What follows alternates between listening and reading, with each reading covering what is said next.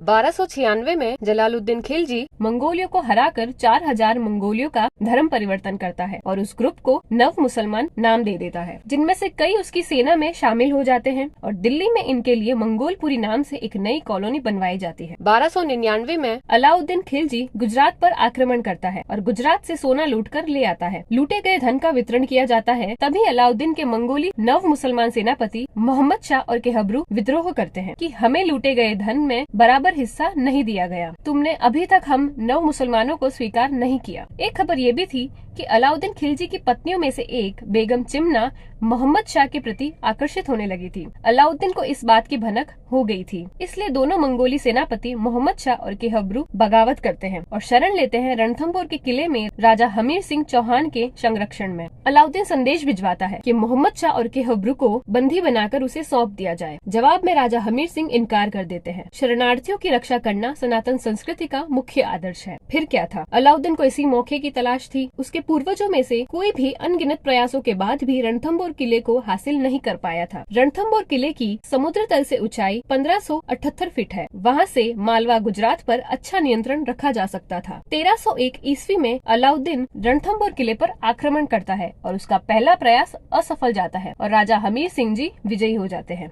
अलाउद्दीन की सेना किले के चारों तरफ घेरा डालकर वहीं बैठ जाती है। उसके बाद राजा हमीर सिंह के दो विश्वास पात्र रतिपाल और रणमाल अलाउद्दीन से हाथ मिला देते हैं। योजना अनुसार वे किले के जल कुंड में गाय का रक्त मिला देते हैं और अनाज के भंडारघर में गाय की हड्डियां मिला देते हैं। सेना भूख प्यास से बेहाल होने लगती है। करो या मरो की स्थिति बन जाती है। राजा हमीर सिंह की सेना के मुकाबले अलाउद्दीन की सेना ज्यादा विशाल थी।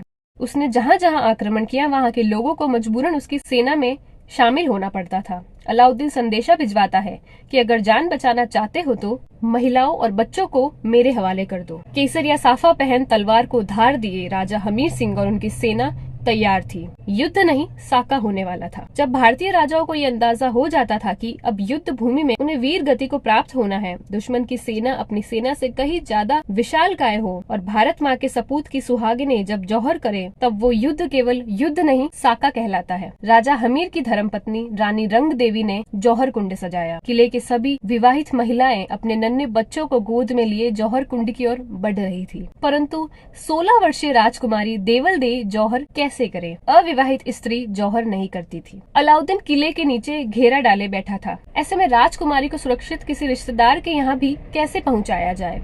तो अब गढ़ के दरवाजों को कैसे खोला जाए? राजा हमीर चिंतित हो जाते हैं। तभी देवलदी प्रवेश करती है और अपने पिता से कहती है कि यदि मैं किले के दरवाजे खोलने में बाधक हूँ तो मुझे मार दीजिए या अनुमति दीजिए कि तलवार उठा रणभूमि में उतर सकूं।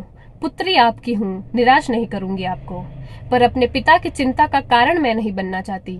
अपनी सेना के विषाद का कारण मैं नहीं बनना चाहती। राजा हमीर सिंह का गला भर आया। कांपते हाथों से तलवार गिर गई। देवल दे रणथंभौर दुर्ग की छत पर चढ़ जाती है। हे गढ़ रणत भवर तने अंतिम नमन गढ़ त्रिनेत्र धाम, हटी हमीर बेटी रो मातृभूमि ने अंतिम प्रणाम। और पद्म तालाब में कूदकर देवल दे अमर हो जाती है।